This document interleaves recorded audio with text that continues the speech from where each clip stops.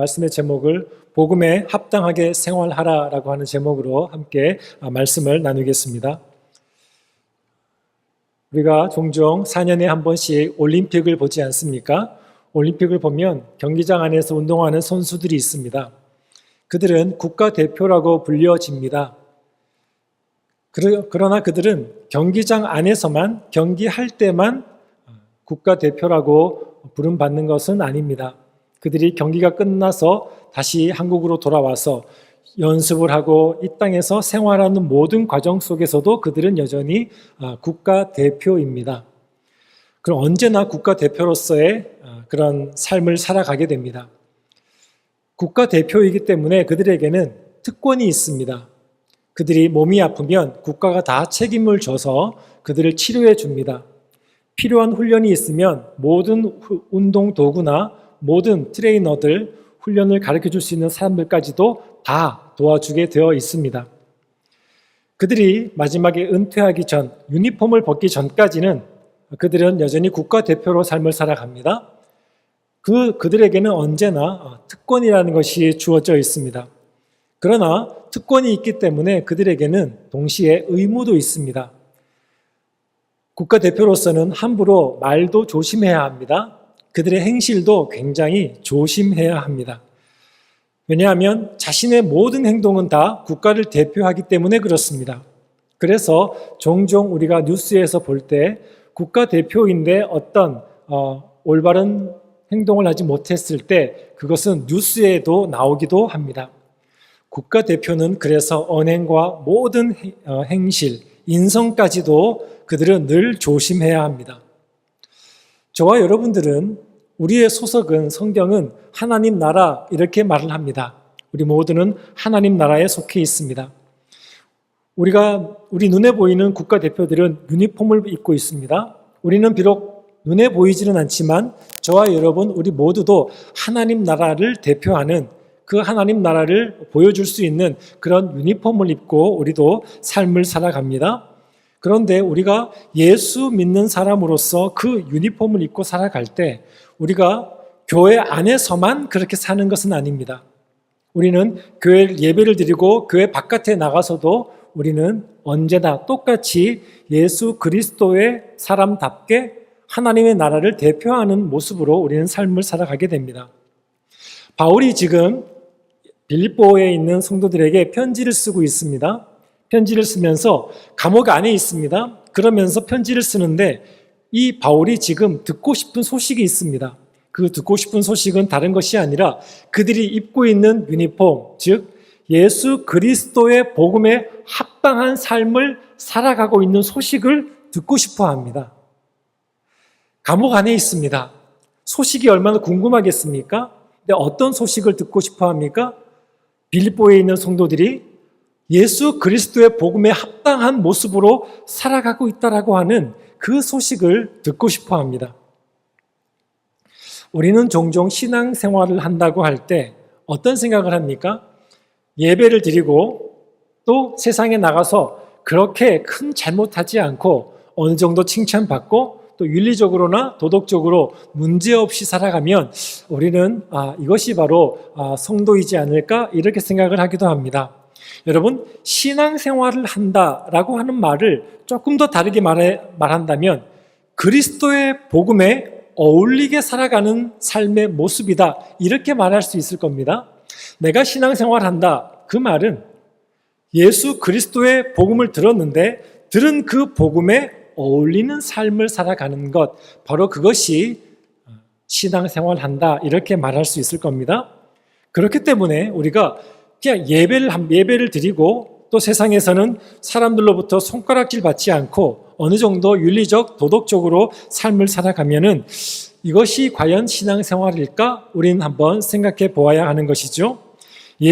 동시에 또 예수를 믿었기 때문에 또 내 삶 가운데 인생이 좀 더 잘 되고 또 고난도 좀 없고 그리고 이 땅에서 내가 하는 일들이 잘 되는 그런 것들을 또 기대하기도 합니다. 마치 보험을 든 것처럼 내가 보험을 들었는데 내가 좀 어려운 일이 있을 때 잘 해결이 되어지기를 바라는 마음, 그 마음 자체가 틀린 것은 아니지만 그 마음 자체가 신앙생활의 핵심이라고 말할 수는 없는 것이죠. 내가 이만큼 헌신했으니까 나에게 요 정도의 평안, 요 정도의 안전, 요 정도의 좋은 일들은 있지 않을까? 이런 생각. 틀린 것은 아니지만 이것을 가지고 우리는 신앙생활을 또 그리스도의 복음에 합당한 삶을 설명해낼 수는 없는 것 같습니다. 우리가 신앙생활을 하면서 때로는 더 어려운 일을 경험할 때도 있지 않습니까? 사람들과의 좋은 관계를 유지하는 것이 때로 어려울 때도 있습니다. 더군다나 또다시 생각하지도 못했던 어려운 일을 경험하기도 합니다. 그러나 바울은 우리가 어떤 자리에 있든지, 우리가 어떤 상황에 처해 있든지 복음에 합당하게, 예수 그리스도의 복음에 합당하게 살아라, 생활하라 이렇게 말을 하고 있습니다. 일반적으로 우리가 복음에 합당한 삶을 살아간다고 할 때 어려운 것이 두 가지이기 때문에 그렇습니다. 첫 번째로는 사람들과의 관계에 어려움이 있습니다. 동시에 인생을 살아가면서 어려운 일, 고난, 시련과 같은 일들을 경험하게 되기 때문에 그렇습니다. 그래서 우리가 복음에 합당한 삶을 살아간다 이렇게 말을 할 때 그것은 바로 이 두 가지와 연결되는 것이죠. 복음에 합당한 삶을 살아가는데 그러면은 사람과의 관계의 문제는 나는 어떻게 하고 있는가? 동시에 내 삶 가운데 어려운 일들, 고난과 시련이 다가왔을 때 나는 어떻게 그것을 대처하면서 살아가는가? 이 두 가지 문제를 볼 때 이 두 가지 문제를 통해서 우리는 정말 내가 지금 복음에 합당한 삶을 살아가고 있는가를 확인도 할 수 있는 것이죠.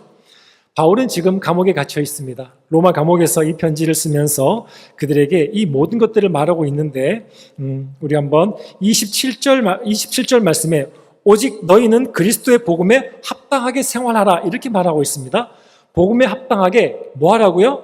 생활하라 이렇게 말을 하고 있습니다. 여러분 생활하라라고 하는 말을 원래 원문의 의미, 처음 쓰여졌던 원문의 의미는 시민답게 살아라 이 말의 의미입니다. 시민답게 살아라.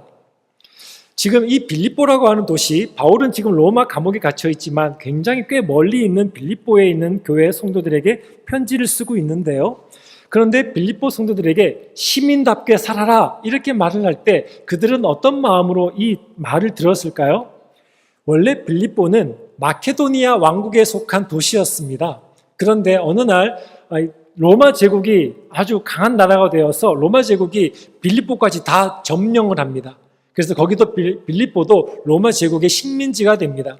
식민지가 되고 난 다음에 이 로마 제국은 그 빌립보에 있는 사람들에게 로마의 시민권을 부여합니다.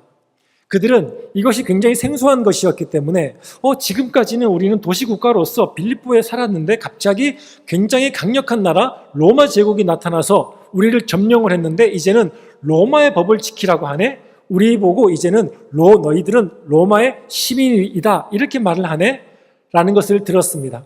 그래서 로마의 시민답게 살아갈 수밖에 없었습니다. 똑같은 단어를 바울이 사용하고 있습니다.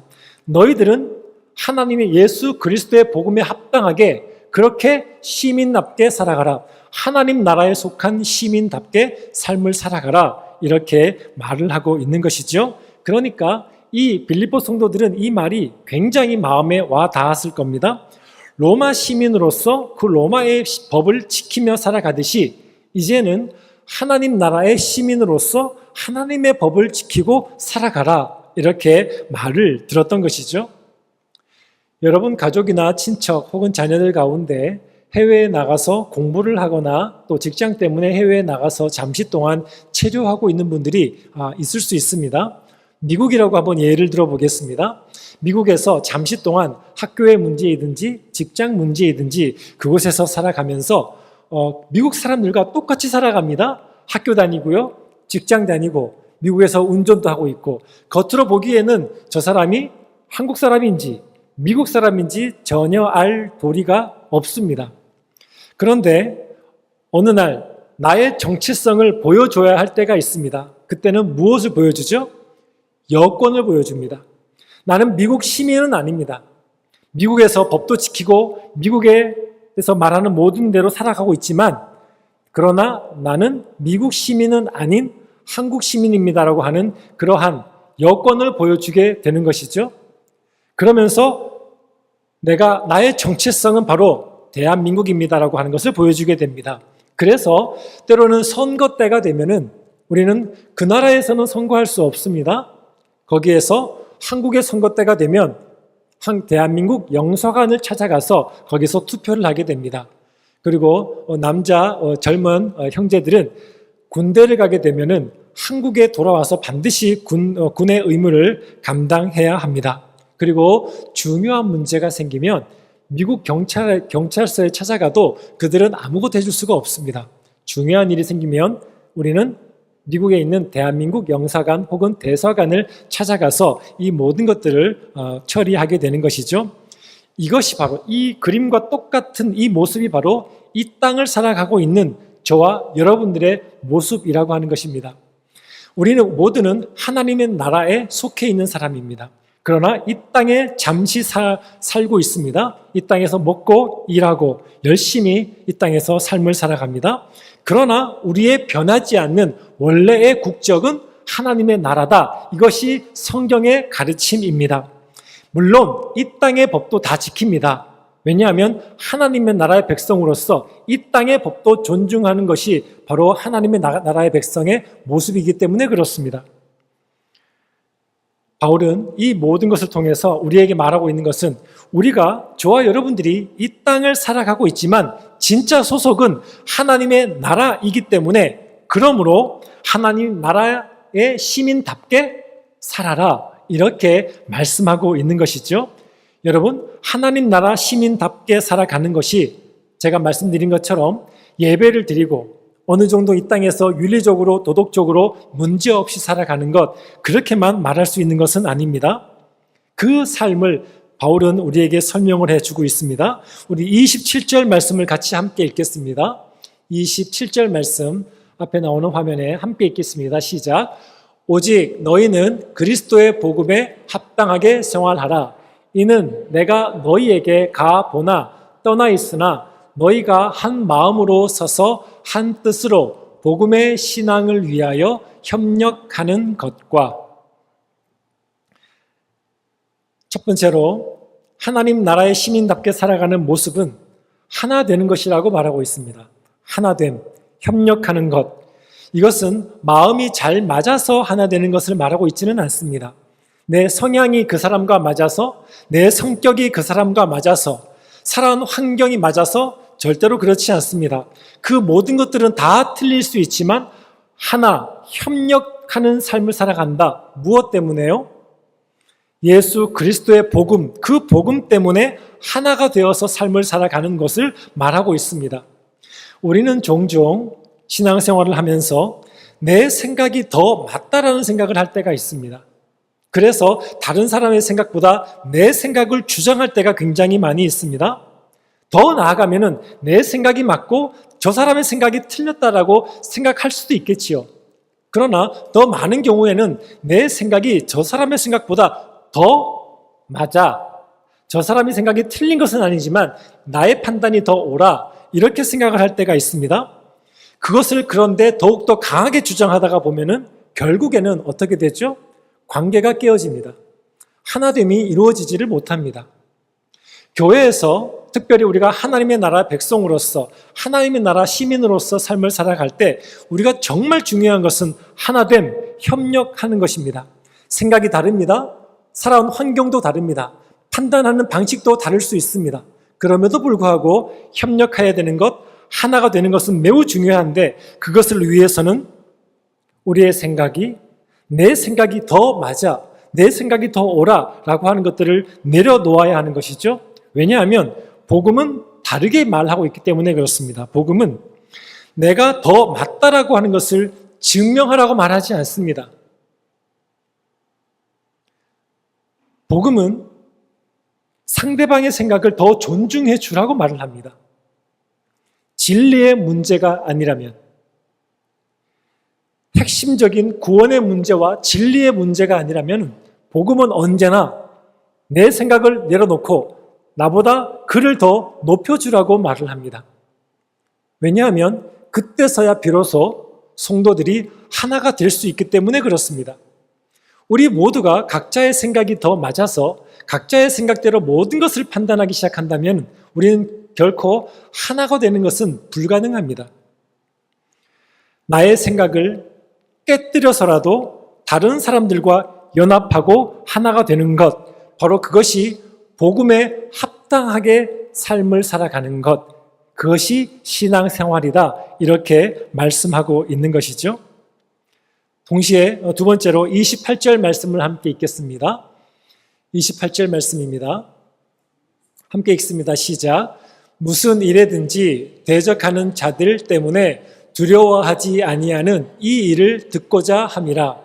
이것이 그들에게는 멸망의 증거요 너희에게는 구원의 증거니 이는 하나님께로부터 난 것이라.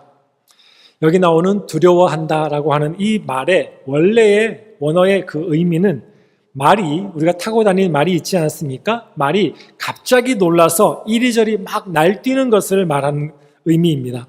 우리가 삶을 살아가면서 때로는 당황스러운 일들을 경험할 때가 있습니다. 시련과 고난을 경험할 때가 있습니다. 그때에 마치 놀란 말처럼 이리저리 뛰어다니는 것이 아니라, 당황하는 것이 아니라 하나님 안에서 모든 것들을 담대하게 용감하게 잘 처리하는 것, 바로 그 모습이 신앙의 모습입니다. 바로 그 모습이 예수 그리스도의 복음을 들은 자로서의 합당한 삶의 모습이다, 이렇게 말하는 것이죠. 그러므로 때로는 시련 앞에서도, 고난 앞에서도 그 조용한 담대함을 가지고 살아가는 것, 바로 그것이 성령께서 함께 하시는 성도의 삶의 모습인 것이지요. 바로 이 모든 모습을 29절에서는 이렇게 말하고 있습니다. 29절 말씀입니다. 시작. 그리스도를 위하여 너희에게 은혜를 주신 것은 다만 그를 믿을 뿐 아니라 또한 그를 위하여 고난도 받게 하려 하심이라. 여러분, 이 모든 것들이 다 그를 믿을 뿐만 아니라 그를 위하여 고난도 받게 하는 것. 그런데 이 모든 게 뭐라는 거예요? 은혜다, 이렇게 말을 하는 것입니다. 고난 받는 것도 은혜다. 이것이 성경의 가르침입니다. 사도 바울이 고난도 은혜라고 하는 것을 그가 직접 보여주었습니다. 그는 지금 로마 감옥에 갇혀 있습니다. 사람들이 보기에는 실패한 인생입니다. 선교를 열심히 하는 것 같았지만은 결국 그의 마지막은 실패했구나, 이렇게 볼 수밖에 없는 그런 모습입니다. 그러나 바울 스스로의 판단은 전혀 다릅니다. 오히려 자신이 매여 있기 때문에 복음의 진보가 왔다라고 말을 합니다. 자신이 매여 있기 때문에 로마 황실 안에도 복음이 들어갈 수 있었습니다. 로마 감옥에 들어가지 않았다면 로마로의 그 복음의 진보는 굉장히 더 어려웠을 것입니다. 그러므로 고난이라고 하는 것이 이 바울을 무너뜨린 것이 아니라 고난을 통해서 이 바울로 하여금 더욱더 하나님을, 그리고 그리스도를 알아가게 했고 하나님의 방법을 더욱더 많이 알아가게 한 것입니다. 그러므로 바울은 이렇게 말할 수 있는 겁니다. 지금 그는 감옥 안에 있지만 이 모든 것, 너희에게 은혜를 주신 것은 다만 그를 믿을 뿐만 아니라 그를 위하여 고난도 받게 하려 합니다. 왜요? 고난조차도 은혜가 될 수 있는 것은 우리가 복음 안에 사로잡혀서 그 안에서 삶을 살아갈 때 이 모든 것이 가능한 것이죠. 십자가도 마찬가지입니다. 십자가 잔인한 것이었습니다. 고통의 아주 끝이었습니다. 수치스러운 자리였습니다. 그러나 하나님께서는 그 십자가의 고난을 통해서 온 인류를 살리는 은혜를 우리에게 주실 수 있었습니다. 겉으로 보여지는 모습과 실제로 그 안에서 하나님께서 일하고 계시는 모습은 전혀 다를 수 있습니다. 겉으로의 모습은 십자가, 고난이었습니다. 그러나 그 십자가를 통해서 하나님께서는 우리가 상상하지도 못했던 그 일을 하신 것입니다. 우리의 삶도 그렇지 않습니까? 때로는 우리도 삶을 살아가면서 아픔을 경험합니다. 억울한 일들을 경험할 때가 있습니다. 억울한 시간을 보내고 있는 그 순간조차도 하나님께서는 그 내면에서 조용히 우리 안에 무언가를 일하고 계십니다. 그 일이라고 하는 것은 나의 모난 모든 성향들을, 성품을 깎으시고 빚으셔서 그 모든 억울함과 고통을 통해서 나를 예수 그리스도의 성품을 닮은 사람으로 빚어 가시는 것이죠. 고난이 없으면, 억울한 일이 없으면 절대로 빚어지지 않았을 내가 그 일들을 통해서 어느 순간 돌아보니까 내 안에 예수님을 닮은 모습이 조금씩 드러나게 되는 것, 바로 그 모든 것들이 고난을 통해서, 우리가 이해하지 못하는 억울함과 아픔을 통해서 우리는 하나님께로 한 걸음 더 나아가게 됩니다. 그러므로 고난조차도 하나님께서 저와 여러분들을 빚으시는 은혜의 방법이 되는 것이죠. 사랑하는 성도 여러분, 사람들과 협력하여 하나 되는 것, 그리고 이 모든 두려움 가운데서도 두려워하지 않고 고난조차도 하나님의 은혜로 알고 살아가는 것, 우리가 열심히 노력하면 이렇게 살 수 있겠습니까? 저와 여러분들이 규칙적으로 열심히 살면, 성경 말씀도 규칙적으로 매일매일 읽어나가고 그것만으로 열심히 하면은 이런 삶을 살 수 있겠습니까? 불가능합니다. 이것은 오직 예수 그리스도의, 우리의 속사람이 예수 그리스도의 복음 앞에 물들어져 갈 때, 그 예수 그리스도의 복음에 깊이 잠길 때 그런 삶은 나오게 되어 있는 것이죠. 열매로서 나오게 되어 있는 것이죠. 우리가 때로는 채소를 키우지 않습니까? 과일을 키울 수 있습니다. 열심히 노력하면 키워지는 것이 아니라 기본에 충실하면, 물을 주면 열매로서 나오는 것이죠. 바로 그와 같은 것입니다. 이 삶이라고 하는 것, 그리스도의 복음에 합당한 삶의 열매라고 하는 것들은 그 복음 앞에 내가 깊이 물들어져 있을 때, 그 복음이 내 안에 깊이 새겨져 있을 때 우리 삶 속에는 그 열매들이 나오게 되는 것이죠. 그러므로 우리가 할 일은 끊임없이 예수 그리스도의 복음이 무엇인가? 그분께서 행하신 일이 무엇인가? 그분께서 나를 위해서, 우리를 위해서 행하신 일이 무엇인지를 끊임없이 묵상하고 되새길 때 우리는 바로 이러한 모습이 나오게 되는 것이죠. 그러한 삶을 살아갈 때 가장 결과적으로 바울은 그러면 우리가 어떤 삶을 살게 되는가를 빌립보서 2장 3절과 4절에서 말씀하고 있습니다. 우리 함께 한 목소리로 3절과 4절 말씀을 읽겠습니다. 시작. 아무 일에든지 다툼이나 허영으로 하지 말고 오직 겸손한 마음으로 각각 자기보다 남을 낮게 여기고 각각 자기 일을 돌볼 뿐더러 또한 각각 다른 사람들의 일을 돌보아 나의 기쁨을 충만하게 하라. 자기 일을 돌볼 뿐더러, 이 말을 조금 더 정확하게 번역을 하면은 자기 일만 돌보지 말고 라는 뜻입니다. 자기 생각만 맞다고 말하지 말고 나의 것들만 생각하지 말고 다른 사람의 일을 서로 돌보라 이렇게 말하고 있는 것이죠. 하나님 나라의 시민의 삶이란 것이 이러하다라는 것입니다. 거창한 업적을 남기는 것이 아니라 어떤 일을 할 때 그 일이 비록 작은 일이라 할지라도 예수님의 마음을 가지고 함께하는 형제와 자매들을 나보다 더 낮게 여겨주면서 나는 동시에 겸손하게 삶을 살아가는 것, 바로 그것이 하나님 나라의 시민의 삶의 모습이다라고 말하고 있는 것이죠. 여러분, 이런 삶을 살아가는 사람들이 모인 곳이 교회인데, 이 교회는 이 땅에 있는 하나님 나라의 대사관입니다. 하나님의 나라의 대사관이 지금 저와 여러분이 모여있는 이 교회입니다. 여러분, 해외에 있는 대한민국 대사관을 가보신 적이 있으십니까? 거기에 들어가 보면은, 거기는 그것이 호주에 있든 미국에 있든 어느 나라에 있든 그 대한민국 대사관 안으로 들어가면 그 땅은 누구 땅입니까? 대한민국 땅입니다. 그 대사관 안은 어느 나라의 법이 적용이 됩니까? 대한민국의 법이 적용이 됩니다. 대한민국에 있는 미국 대사관 그 건물 안에 들어가면은 그 안에는 대한민국 경찰 못 들어갑니다. 거기는 미국 땅입니다. 미국의 법에 의해서 통치가 됩니다. 그것이 바로 대사관입니다. 놀랍지 않습니까? 대사관이 아무리 규모가 작아도 국가가 작기 때문에 그러면 대사관이 규모가 작습니다. 아무리 규모가 작아도 문 열고 들어가면 거기는 그 나라의 법이 적용이 됩니다. 그리고 그래서 미국 다른 나라의 대사들은 자동차도 우리 한국의 번호판을 달고 다니지 않습니다. 특별한 다른 번호판을 붙이고 자동차를 사용을 합니다. 바로 그와 같습니다. 똑같습니다.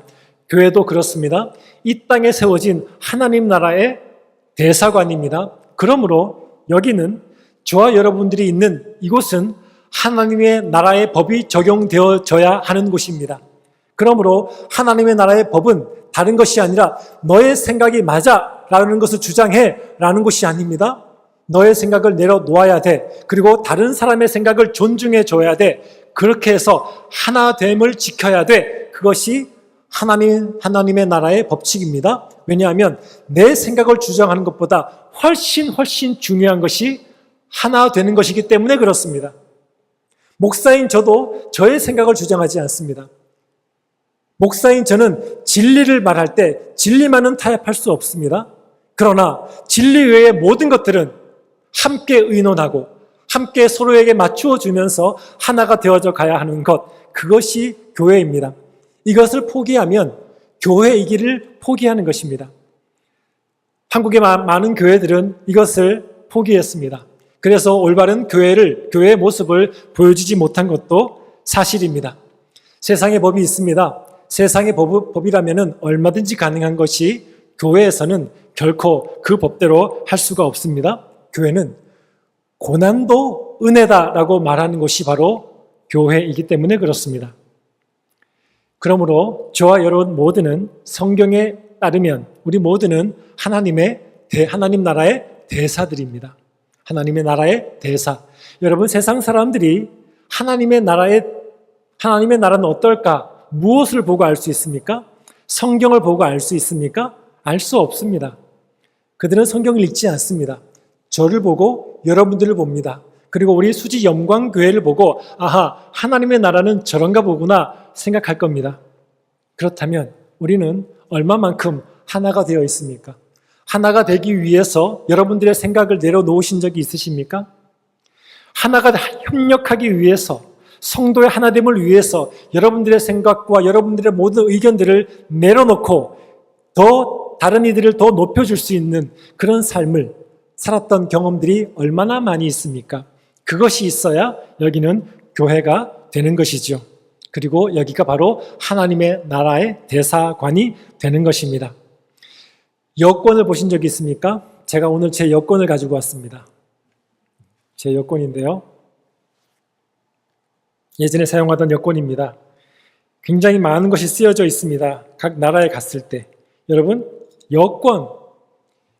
여권의 말의 의미를 아십니까? 여행할 여 혹은 나그네 여입니다. 권은 증서, 문서, 권이란 뜻입니다.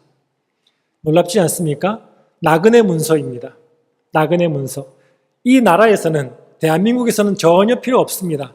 이 나라는 제가 나그네가 아닙니다. 이 나라의 시민입니다. 그러나 해외에 나가는 순간 저는 이것을 들고 다녀야 됩니다. 왜 그렇습니까? 나는 나그네이기 때문에 그렇습니다.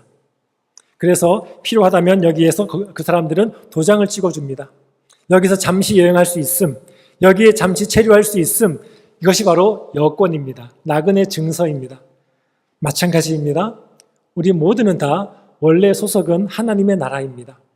그러나 이 땅에 우리는 나그네로서 이 땅에 와 있습니다. 그래서 바울은 빌립보서 3장 20절에서 이렇게 말을 합니다. 오직 우리의 시민권은 하늘에 있는지라. 우리의 시민권은 하늘에 있는지라. 사랑하는 성도 여러분, 우리 교회는 하나님 나라의 대사관입니다. 이것이 대사관의 역할을 할 수 있도록 누가 만들 수 있습니까? 저와 여러분들이 그렇게 만들어야 됩니다. 어떻게 해요?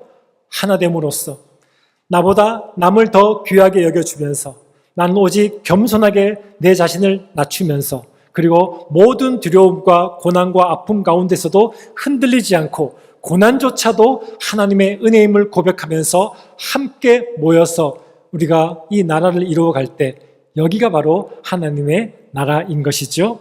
바라기는 여러분과 제가 있는 모든 자리가 바로 하나님의 나라인 줄 알고 언제나 겸손한 마음으로 함께하는 모든 형제와 자매들을 더 귀하게 여겨주면서 하나가 되어가는 우리 수지 영광교회가 되기를 간절히 바랍니다. 그 마음으로 한 주간도 승리하시는 여러분 모두가 되기를 간절히 바랍니다.